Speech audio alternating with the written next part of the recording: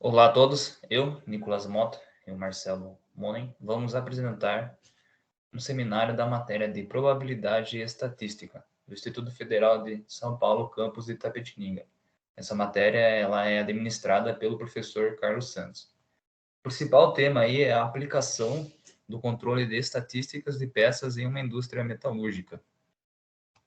Bom, a apresentação ela é de uma revisão bibliográfica, onde o título é A Importância dos Gráficos de Controle para Monitorar a Qualidade dos Processos Industriais. Estudo de caso numa indústria metalúrgica. Né? O resumo, ele trata de uma apresentação que analisa o CEP, né? Que é o Controle Estatístico de Processos, em uma empresa metalúrgica, para a qualidade e redução de descarte em peças fabricadas. Então, como também em um cenário onde buscam a qualidade nos seus produtos, né? No início, por gráficos, foi possível verificar causas especiais.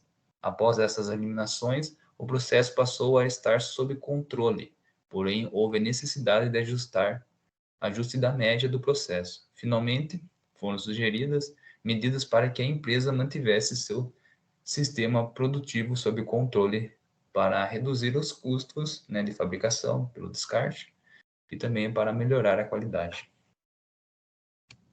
Bom, atualmente, né, onde o mercado é cada vez mais competitivo, exigem que empresas apresentem produtos que possuem um padrão de qualidade satisfatório. Para isso, o CEP é extremamente útil, já que é uma poderosa coleção de ferramentas para coleta, análise e interpretação de dados. Assim, ele melhora a qualidade dos produtos, melhora o processo produtivo, tem aí a capacidade de reduzir desperdícios de matéria-primas, como também reduzir o tempo e a energia. Então, o CEP ele poderá detectar as variações nas dimensões da peça, que está relacionada aí com as diferenças existentes entre as unidades produzidas em um mesmo processo, ou seja, as variabilidades de processo. As causas de variabilidade de processos são as principais como as causas especiais. Essas causas especiais são os ajustes incorretos e o mau uso da máquina, o lote de matéria-prima fora das especificações e o operador aí mal treinado, né? Como também com isso elas acarretam como deslocamento da centralidade e alterações com aumento de dispersão. E que isso acontece ao longo da variável da linha média, né? Assim, quando é detectado uma causa especial, a solução para o melhoramento do processo é através de cartas ou gráficos de controles. Então, é feita a retirada de amostras de elementos de tamanho X em cada certa hora. Com isso, são realizados os cálculos de média, amplitude e desvio padrão. Assim, se verifica se o processo está sob controle, analisando aí os pontos das amostras como as linhas de limite superior, LSC, e a inferior de controle, LIC. Um exemplo que eu trago é aqui nessa imagem à direita, né? Dá para verificar as linhas LSC e LIC em vermelho, tanto embaixo como em cima, né? E também em verde a linha média, onde, nesse exemplo, está um processo bem controlado, como dá para verificar aí as amostras dentro desse campo. Para manter um controle do processo em uma análise estatística, é necessário aí a construção de 3 gráficos, né? O primeiro gráfico é o uso dos gráficos de controle, analisando aí o quanto a amostra se dispersou, né? Para isso é empregado 2 fórmulas, como está mostrado no slide, né? Uma onde que usa o desvio padrão médio do processo sobre o fator de relacionamento do tamanho dos subgrupos, já retirados na linha de produção, e a outra em questão aí a amplitude da média do processo e o fator de relacionamento ao tamanho dos subgrupos. O segundo gráfico também que é analisado é o gráfico da média amostral. Nessa gráfico da média amostral, ele vai estar analisando tanto a linha média ali, como também os limites, os limites conhecidos aí, como eu estava explicando no slide anterior, como LSC e o LIC, aí sob também o auxílio da fórmula do desvio padrão da amostra, né? Também é analisado um outro gráfico, que é o gráfico de amplitude R. Esse gráfico de amplitude também é empregado três tipos de fórmulas. Esses três gráficos, o Marcelo vai estar revisando com a gente também no final, quase no final aí do nosso trabalho. Então, esses gráficos serão repetidos novamente. Bom, por fim, aí, na fundamentação teórica, né, é analisado também a capacidade do processo entre dois itens, né?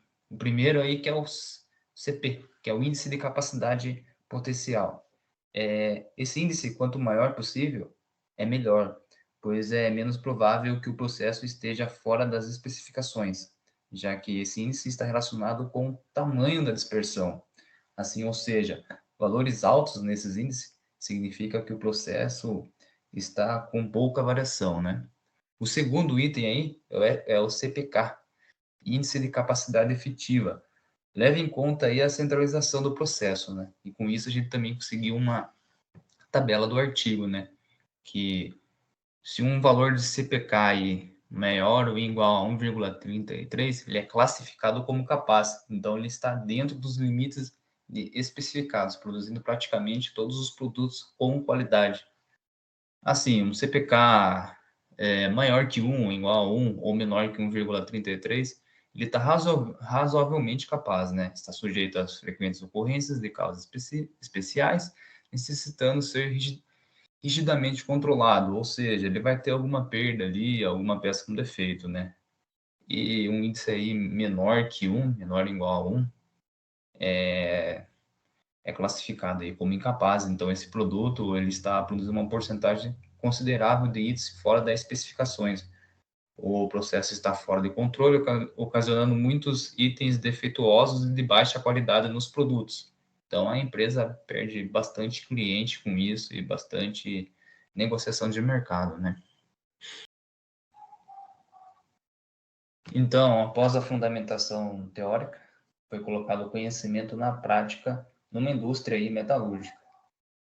Para a análise dos componentes, foram retiradas 20 amostras de tamanho 10 a cada 15 minutos. Todas as amostras foram feitas as medições com o paquímetro digital STAR. Os cálculos das médias, amplitudes, desvio padrão e variâncias foram feitos também. E, por fim, aí utilizou o software Minitab para a construção de gráficos, tabelas, histogramas e diagramas estáticos, né? Agora, nesse momento, o Marcelo continuará com o trabalho. Olá, eu sou Marcelo. Eu vou falar sobre a descrição da empresa. Bom, o artigo ele não especifica, né, qual o nome da empresa. Ele trata isso de forma mais sigilosa. Porém, nós sabemos que é uma metalúrgica localizada no Nordeste que produz ferragens para a construção civil e também para a indústria de movelaria, como, por exemplo, fechaduras, parafusos. É uma empresa que tem certificado ISO 9000, porém ainda precisa melhorar, né, o seu processo produtivo para evitar problemas de qualidade, e é nisso que se trata o trabalho. Bom, no desenvolvimento do estudo, né, ele foi baseado na fabricação dos pinos metálicos, que possuem grande demanda, né, na indústria metalúrgica.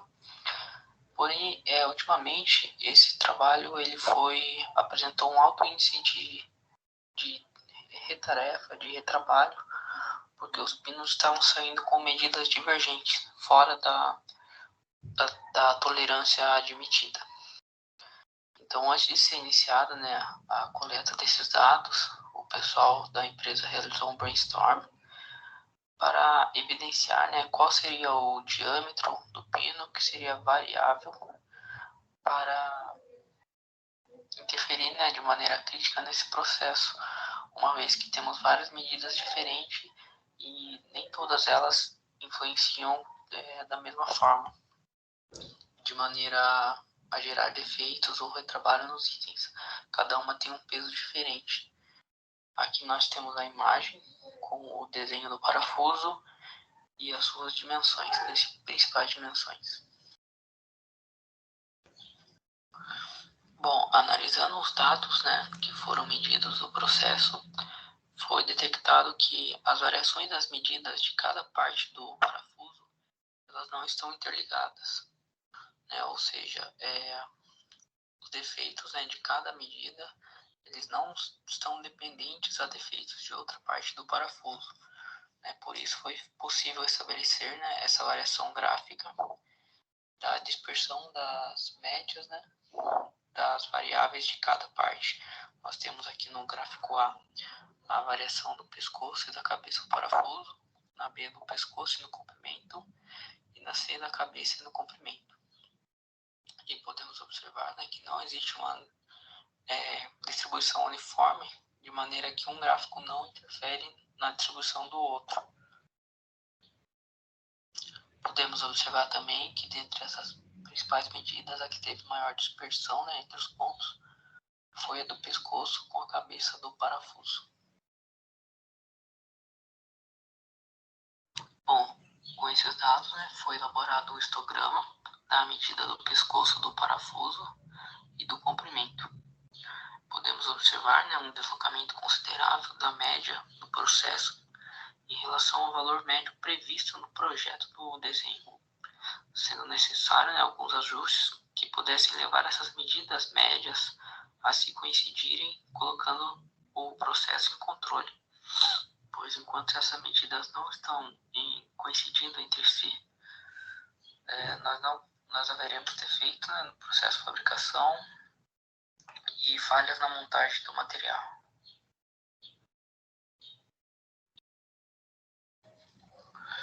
Bom, analisando os dados, né, que foram medidos no processo, foi detectado que as variações das medidas de cada parte do parafuso, elas não estão interligadas, né, ou seja, os defeitos, né, de cada medida, eles não estão dependentes a defeitos de outra parte do parafuso. Né, por isso foi possível estabelecer, né, essa variação gráfica da dispersão das médias, né, das variáveis de cada parte.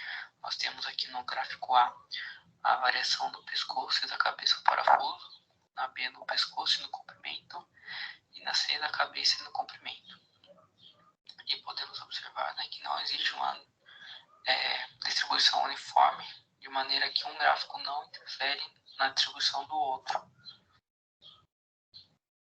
Podemos observar também que dentre essas principais medidas, a que teve maior dispersão, né, entre os pontos foi a do pescoço com a cabeça do parafuso.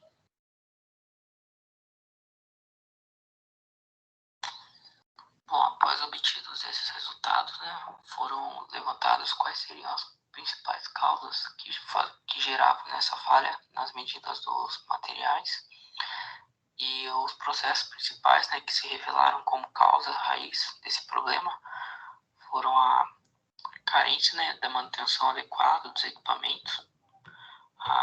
Muitos equipamentos estavam com alto nível de desgaste, que acarretava numa ineficiência do maquinário durante o processo. Também foi constatada a falta de regulagem da máquina, no qual ela demorava muito tempo para ser regulada novamente, e durante esse processo haviam falhas, né, na precisão do material na hora de fazer cortes, chanfros, no qual acarretava em variação nas medidas do item.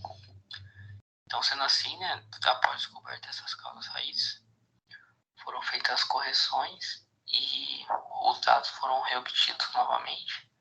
Como podemos ver na imagem, os valores da média, né, anteriormente a gente tinha os pontos 2 e 3 fora, agora nós temos todos os valores aí dentro das medidas admissíveis para o processo. Bom, após todas as análises, né, foi gerado um gráfico geral mostrando a capacidade do processo. Neles podemos ver que dentro da performance, né, em parte por milhões, nós temos o valor de 8,94, o que significa que a cada 1 milhão de peças produzidas, aproximadamente 9 vão estar fora, né, das dimensões admissíveis, que é um valor aceitável, né, do ponto de vista do processo e da empresa, no qual está se tratando, né, o artigo. E podemos ver que houve um avanço bem significativo em relação à qualidade, porque apesar da empresa ter, né, uma certificação ISO, ela ainda sofre a carência de qualidade no processo produtivo e de controle nas medidas do material. Então, com esse trabalho, podemos ver que o uso da ferramenta da estatística ela se mostrou fundamental para melhorar, né, o processo de fabricação da empresa, melhorar assim o resultado, né? Após a aplicação do CEP, nós tivemos ganhos de qualidade, produtividade e também de confiabilidade no processo. Apesar de ser uma ferramenta simples, né, o CEP, ela se mostrou indispensável, né, e extremamente eficiente para monitorar, né, todos os tipos de processo produtivo, permitindo que empresas, né, não só de grande, mas também de médio porte, consigam acompanhar de maneira consistente, né, a capacidade dos seus processos de fabricação. Obrigado a todos pela atenção, ao professor Carlos aí do Instituto Federal, ao nosso grupo de Engenharia Mecânica de Itapetininga e pela Universidade do Rio de Janeiro, onde que foi encontrado aí o artigo deles na barra Periódicos. Obrigado, pessoal. Boa noite.